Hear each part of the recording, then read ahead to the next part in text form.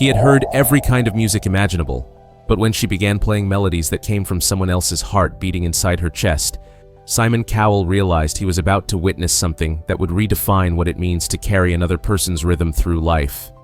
The America's Got Talent theater hummed with its familiar pre-show energy, cameras positioned to capture every moment of surprise that defined the show's appeal. Simon Cowell sat at the judges' table, his practiced attention scanning the stage with the evaluation skills that had become his trademark over decades of talent judging. The evening had proceeded through its expected sequence of hopeful performers, each bringing their interpretation of musical artistry to the stage. Singers had reached for vocal perfection, instrumentalists had demonstrated technical mastery, bands had synchronized their individual talents into collective harmony. Each act had contributed to the reliable rhythm that kept audiences engaged and judges alert for the possibility of discovering something unprecedented. Simon tracked the show's pacing, noting the time remaining and the acts still to perform. Nothing in the previous musical performances had suggested that what was about to appear on stage would challenge fundamental assumptions about the source of rhythm, the origin of melody, and the mysterious ways that music could emerge from the most unexpected places within the human body. Her name was Maya Chen, 27 years old, and she was carefully positioning something on stage that looked like a hybrid between a musical instrument and medical equipment. A specialized device that appeared to combine electronic sensors, sound processing technology, and what looked like cardiac monitoring equipment filled a small table that she arranged with the precise attention of someone whose life depended on technological accuracy.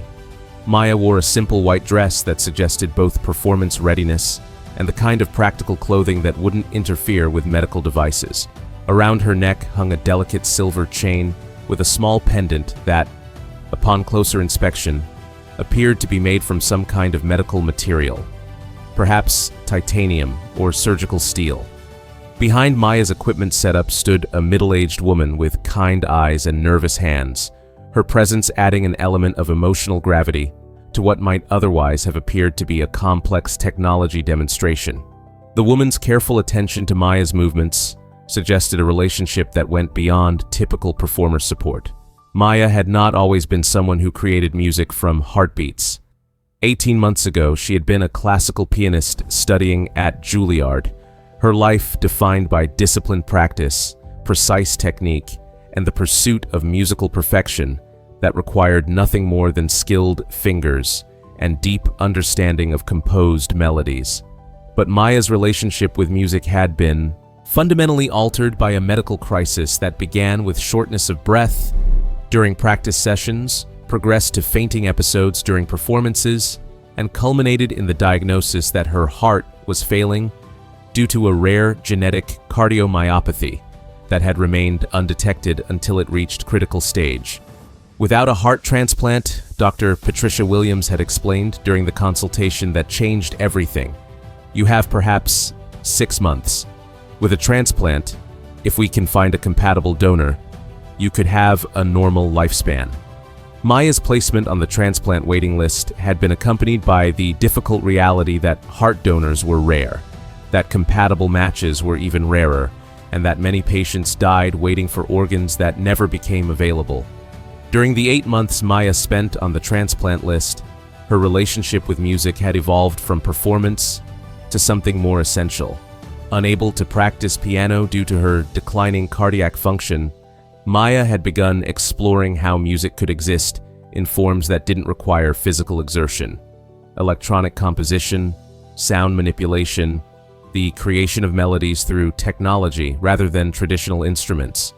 The call had come on a Tuesday morning in March. A 23-year-old woman named Sarah Rodriguez had been declared brain dead following a car accident, and her family had made the decision to donate her organs. Sarah's heart was a perfect match for Maya's blood type and cardiac structure. The transplant surgery had been successful, but Maya's recovery had included an unexpected element that neither she nor her medical team had anticipated. Along with Sarah's heart, Maya seemed to have inherited something that medical science couldn't easily explain. Fragments of Sarah's musical memories, rhythmic patterns that existed somewhere in the cellular memory of the transplanted organ. It started about 6 weeks after surgery, Maya would later explain to researchers studying the phenomenon of cellular memory in transplant recipients. I would be composing electronic music, and I'd find myself creating melodies that I'd never heard before, but which felt familiar somehow, like remembering a song from childhood. Maya had initially dismissed these experiences as side effects of anti-rejection medications or the psychological stress of major surgery. But as her cardiac function improved and her strength returned, the mysterious melodies had become more frequent, more complex, more insistent. Dr. James Chen, a cardiologist specializing in transplant cases, had been fascinated by Maya's reports of musical experiences that seemed to originate from her transplanted heart rather than her own creative consciousness. Cellular memory in transplant recipients is still poorly understood, Dr. Chen had explained, but there are documented cases of people inheriting personality traits, food preferences, even specific memories from their donors. Maya's case suggests that musical memory might be stored in cardiac tissue in ways we don't yet comprehend. Working with Dr. Chen and a team of bioengineers, Maya had developed what they called cardiac rhythm translation, a technique for converting the electrical signals from her transplanted heart into musical compositions that seem to carry traces of Sarah's own relationship with music. The process required sophisticated equipment that could monitor Maya's heart rhythm in real time, identify patterns that differed from standard cardiac function, and translate those patterns into musical notation that could be played through electronic instruments. Maya's initial experiments had been conducted privately, in laboratory settings where she could explore the mysterious musical messages that seemed to emerge from Sarah's heart without the pressure of public performance. But the resulting compositions had been unlike anything Maya had created before her transplant. Melodies that carried emotional content she couldn't explain, rhythmic patterns that felt both foreign and familiar. The breakthrough had come when Maya discovered that the musical patterns from Sarah's heart were most clear and complex when she was in states of strong emotion. Joy, sadness, excitement, fear. It was as if Sarah's heart was trying to communicate through the only language it had access to, the electrical rhythms that kept Maya alive. Dr. Sarah Martinez, a musicologist studying the relationship between cardiac function and musical memory, had attended one of Maya's private sessions and immediately recognized that she was witnessing something unprecedented. Maya has developed a technique that allows her to access musical memories that aren't her own, Dr. Martinez had written in her subsequent research paper. She's essentially becoming a translator between the cellular memory of her donor's heart and musical expression that audiences can hear and understand. The invitation to perform on America's Got Talent had come through Dr. Martinez's recommendation, but Maya had initially hesitated to take such a personal and mysterious experience into entertainment context. The music that emerged from Sarah's heart felt sacred, too intimate for television performance. But the woman standing behind Maya's equipment tonight was Carmen Rodriguez, Sarah's mother, who had convinced Maya that sharing this experience could help other families understand something important about organ donation, cellular memory, and the ways that love could continue even after physical death. Sarah was a musician too, Carmen had told Maya during their first meeting 6 months after the transplant. She played guitar and wrote songs. When I heard that her heart was creating music through you, I knew she was trying to tell us that some part of her was still alive, still creating, still sharing her gifts with the world. Standing here on the AGT stage, Maya understood that she was about to transform her most private medical and musical experience into public performance, sharing with millions of strangers the mysterious conversation between her consciousness and Sarah's heart. The stage manager approached them. "Maya, you're ready?" Maya nodded, checking her equipment one final time and making sure her cardiac monitoring devices were properly calibrated. She had performed cardiac rhythm translation dozens of times in controlled laboratory settings, but never on a television stage, never with an audience expecting entertainment rather than witnessing a medical and musical mystery. She activated her equipment, feeling the familiar sensation of sensors detecting her heart rhythm, processing the electrical signals that kept her alive searching for the patterns that seemed to carry Sarah's musical memory. The audience's reaction was immediate curiosity mixed with concern. Here was equipment that looked more medical than musical, combined with a young woman whose bearing suggested both artistic confidence and the careful attention to physical limitations that often accompanied serious health conditions. Simon leaned forward, his attention caught by the obvious complexity of Maya's setup and the emotional gravity that seemed to surround her preparation. In 15 years of judging, he had never seen a contestant whose performance apparatus included medical monitoring equipment. "Hello," Simon said, his voice carrying clearly across the theater. "What's your name? And what exactly are you planning to do with all that medical equipment?" Maya looked directly at Simon, her expression serious but warm. "My name is Maya Chen, and I'm going to perform music that comes from someone else's heart, literally. I received a heart transplant 18 months ago, and I've discovered that the donor's heart carries musical memories that I can translate into compositions." The audience murmured with fascination and confusion. This was unlike anything they had expected to hear on a talent show. "You're saying that your transplanted heart contains musical memories from the donor?" Simon said slowly, trying to understand the implications of what Maya was proposing. "This is Sarah Rodriguez," Maya said, gesturing to Carmen. "She's the mother of my heart donor. Sarah was a musician, and somehow her heart has been sharing melodies with me, musical patterns that emerge from the cardiac rhythms that only exist because of her heart beating in my chest." Simon felt something shift in his understanding of what he was about to witness. This wasn't going to be a conventional musical performance. This was a woman who claimed to be channeling music from someone else's organ. "You can access musical memories from your donor's heart," one of the other judges said thoughtfully.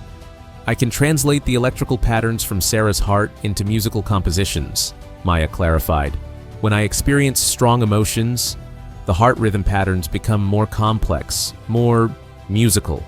It's as if Sarah's heart is trying to communicate through the only language it has access to." Maya began activating her equipment, and the theater grew quiet as sophisticated cardiac monitoring systems hummed to life around the stage. Digital displays showed Maya's heart rhythm, electrical conductivity, and other cardiac parameters that were being processed in real time. "I'm going to perform a composition that emerged from Sarah's heart during my first week after surgery," Maya said, her voice carrying clearly through the attentive theater. "It was the first time I understood that something of Sarah was still alive, still creating, still trying to share music with the world." Simon found himself holding his breath as Maya placed her hands on what appeared to be an electronic keyboard, but which was actually a sophisticated interface that would translate her cardiac rhythms into musical notation and sound. The first notes that emerged were unlike anything the audience had ever heard from a musical instrument, not because they were technically complex or unusually arranged, but because they carried an emotional authenticity that seemed to come from some source deeper than conscious composition. The melody that began to play through Maya's cardiac translation equipment was simple but haunting, a progression of notes that suggested longing, hope, and the kind of communication that exists beyond words. Maya's heart rhythm, displayed on monitors visible to the audience, showed patterns that corresponded directly to the musical phrases being generated. As Maya closed her eyes and focused on the emotional connection she had learned to maintain with Sarah's heart, the music became more complex, more emotionally nuanced. The audience could see Maya's cardiac patterns changing in real time, and those changes were immediately reflected in the evolving musical composition. "This is what it feels like," Maya said softly as she continued to channel Sarah's cardiac melodies, "to carry someone else's rhythm inside your chest, to feel their musical soul beating alongside your own consciousness." Simon was completely absorbed in watching someone create music, not through traditional skill or training, but through the mysterious cellular memory contained within a transplanted organ.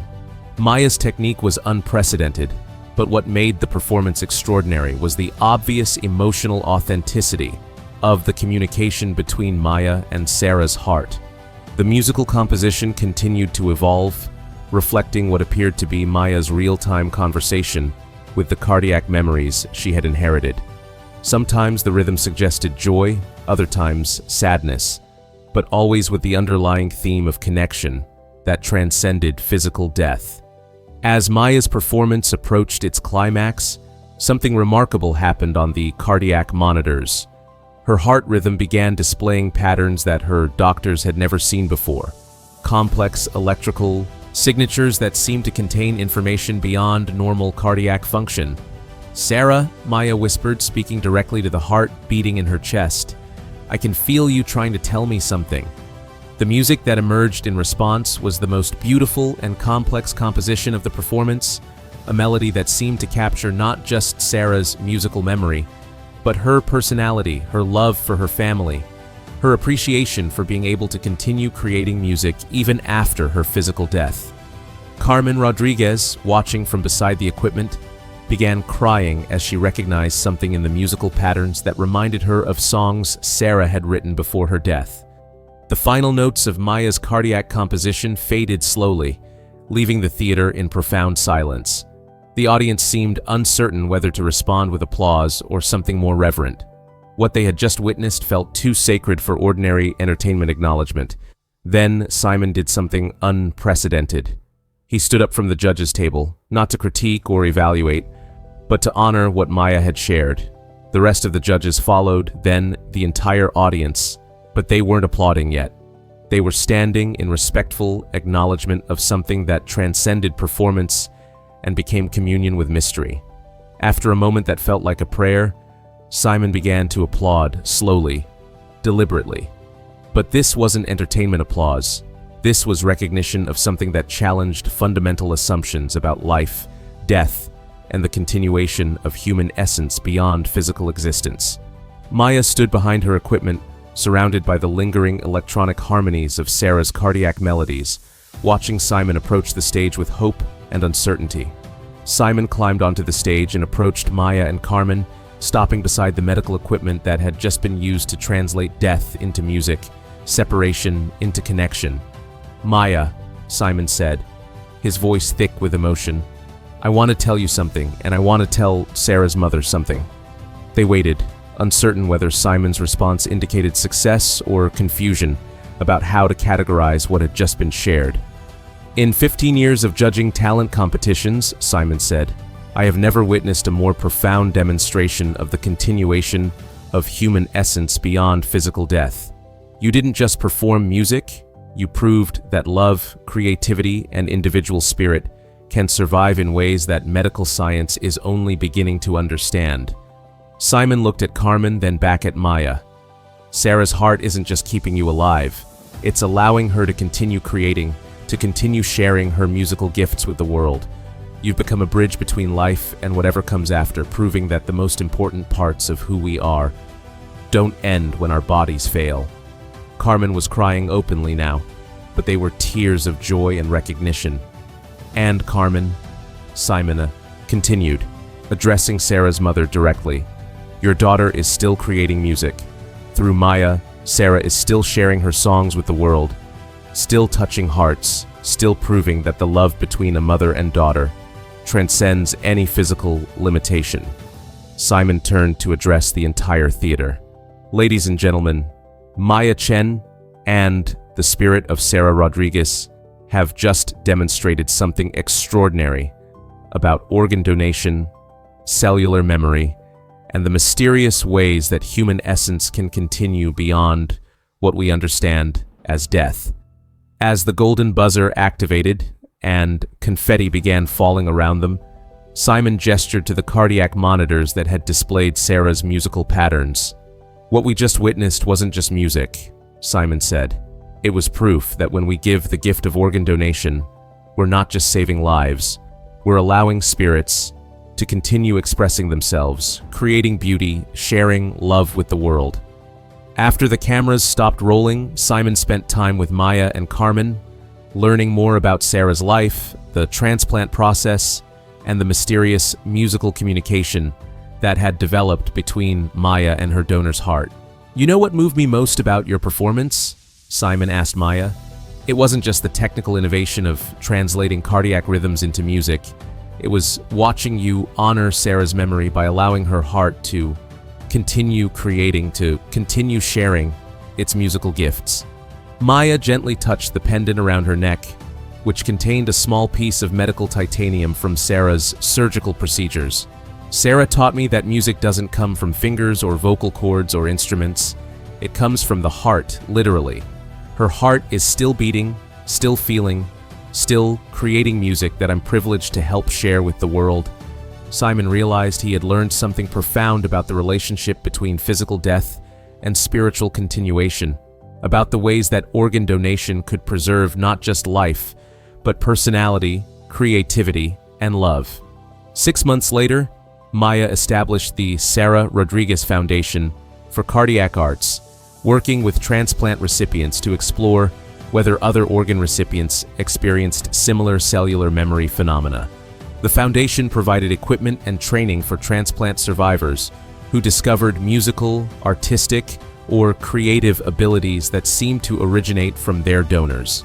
The foundation's research program, supported by funding from Simon's Foundation, began the first systematic study of cellular memory in organ transplant recipients, focusing specifically on cases where recipients reported artistic abilities or creative insights that appeared to come from their donors rather than their own experience. Dr. Jennifer Martinez, leading the research team, discovered that nearly 30% of heart transplant recipients reported some form of cellular memory experience. New food preferences, personality changes, skill acquisitions, or creative abilities that seem to originate from their donors. Maya's case may be unusual in its musical specificity, Dr. Martinez reported, but it's part of a larger phenomenon that suggests organ transplantation involves transfer of much more than just physical tissue. We may be transferring aspects of personality, memory, and creative ability that exist at the cellular level. Maya's technique for translating cardiac rhythms into music became a standard therapeutic tool for heart transplant recipients dealing with identity issues, guilt about benefiting from someone else's death, or difficulty integrating their donor's organ into their sense of self. Learning to communicate with my donor's heart helped me understand that I wasn't replacing Sarah. I was becoming a partner with her, Maya would explain to other recipients. The heart in my chest isn't just keeping me alive. It's allowing Sarah to continue living, creating, sharing her gifts with the world. Years later, when Maya was invited to return to AGT, she brought a new development: the ability to create collaborative compositions where multiple transplant recipients could combine their donors' cellular memories into group musical performances. During that return performance, Maya was joined by 5 other organ recipients who had discovered their own forms of cellular memory.